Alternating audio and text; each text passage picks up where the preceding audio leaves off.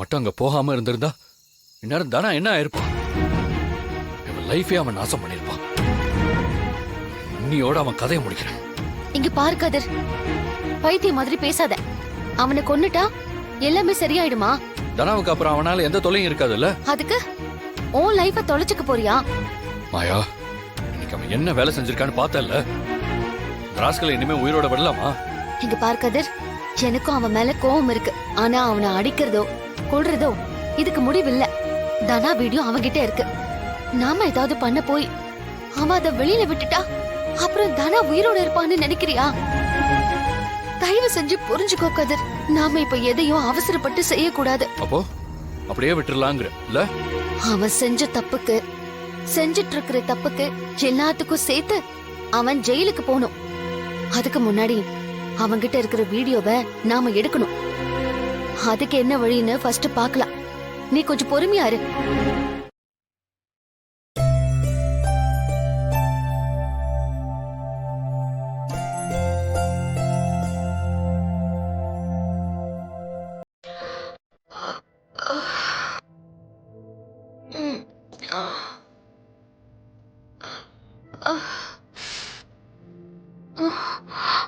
நம்ம எப்படி இங்க வந்தோம்?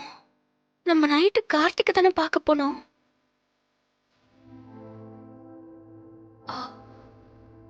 அம்மா, அம்மா, அம்மா, தனா, எந்திரிச்சிட்டியாம்மா?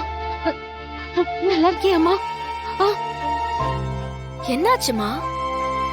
ஏன் தானா ஒரே தப்ப திரும்ப திரும்ப பண்ற? ஐயோ அம்மா, நான் எதுவும் பண்ணலமா. நீ எதுவும் பேசாத. ஐயோ, நீ இப்படி பண்ணுவேன்னு நான் நினைக்கவே இல்ல. என்ன மன்னிச்சிருமா. நான் போனது தப்புதான். ஆனா எந்த தப்பான எண்ணத்தோடையும் நாங்க போகலம்மா. கார்த்திக் சார் கிட்ட திரும்ப என்ன தொல்லை பண்ண வேண்டாம், என்ன மறந்துருங்கன்னு சொல்லதான் போனேன். அதுவும் அவர் உயிரை விட போறேன்னு சொன்னாரு. அப்படி ஏதாவது நடந்து நம்ம குடும்பத்துக்கு அவமானம் வந்துடக்கூடாதுன்னு தான் நாங்க போனேன். அந்த ஊர்லயே ஒரு தடவை நான் கார்த்திக் சார் கிட்ட இதை சொன்னேன். அவன் ஊருக்கு வந்தானா? ஆமாமா.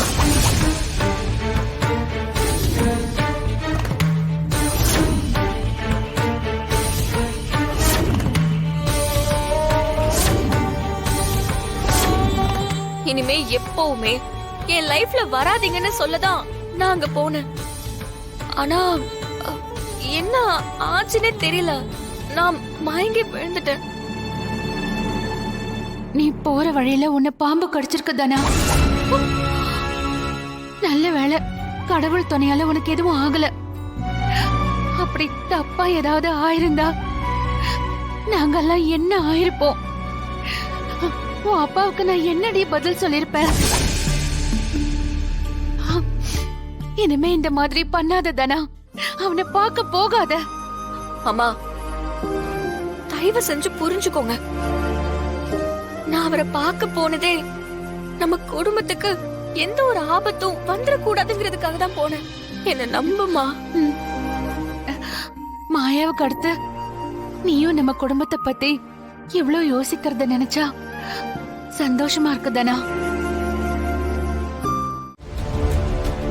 அவளாலதான் நான் இந்த நிலைமையில இருக்கேன். அந்த மாயா உங்களுக்கு நல்லவளா தெரியறால? பரவாயில்லமா. ஆனா என்னைக்குமே அவ எனக்கு செஞ்சத நான் மறக்கவே மாட்டேன். நான் மட்டும் குடும்பத்தை பத்தி யோசிக்கணும். ஆனா என் வாழ்க்கை, என் சந்தோஷம், இத எதை பத்தியும் நீங்க யோசிக்க தயாரா இல்ல. தானா, நானும் சரி மாயாவும் சரி உன் நல்லதுக்காக தான் சில விஷயங்களை செஞ்சோம். அது உனக்கு இப்ப புரியாம இருக்கலாம், ஆனா கண்டிப்பா ஒரு நாள் நீ புரிஞ்சுப்ப. அம்மா ப்ளீஸ்மா, நீங்க நடந்தது எதையும் நியாயப்படுத்த பாக்காதீங்க.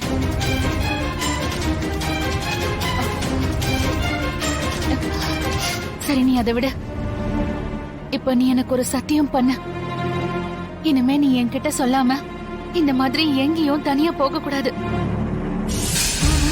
சத்தியம் பண்ணு.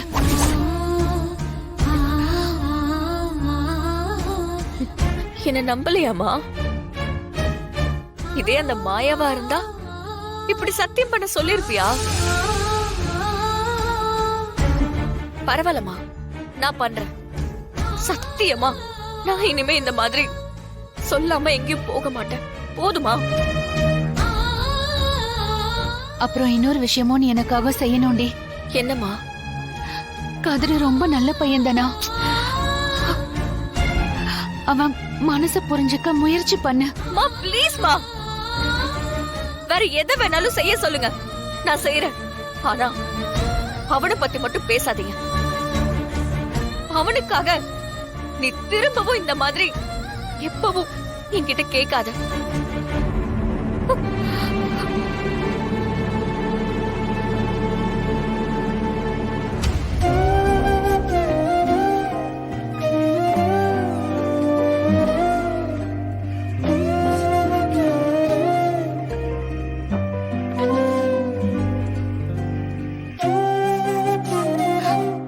இப்போவும் தானா புரிஞ்சுக்க மாட்டேங்கிறா.